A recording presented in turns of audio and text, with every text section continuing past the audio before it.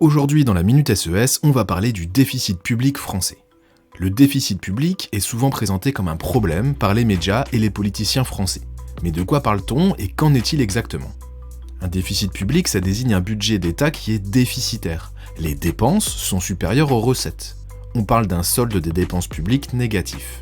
Il se calcule donc à l'année. Un déficit public vient alimenter la dette publique, qui, elle, désigne le stock des dettes que l'État doit rembourser. Ce stock est donc alimenté par l'ensemble des flux de déficit des années précédentes. La France est structurellement déficitaire.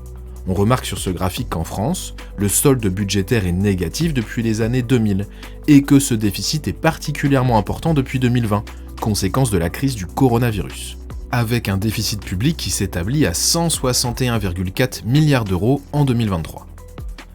En fait, il faut remonter aux années 60 pour trouver un solde positif, c'est-à-dire des recettes publiques qui sont supérieures aux dépenses publiques.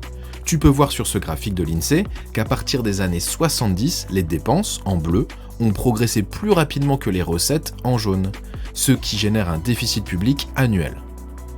À savoir, les trois plus grandes recettes de l'État sont 1. La TVA, 2. L'impôt sur le revenu, 3. L'impôt sur les sociétés. Les trois plus grandes dépenses, dans un premier temps les retraites, en 2. L'assurance maladie santé, et en troisième position, l'éducation. Alors à savoir, la France dépasse la limite du traité de Maastricht de 1992, c'est-à-dire un déficit public qui ne doit pas être au-delà de 3% du PIB.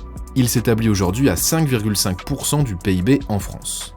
Dernière précision, si le déficit public est souvent pointé du doigt par les experts et les politiciens, certains économistes estiment que le maintien de ce déficit et de cette dette publique n'est pas nécessairement problématique.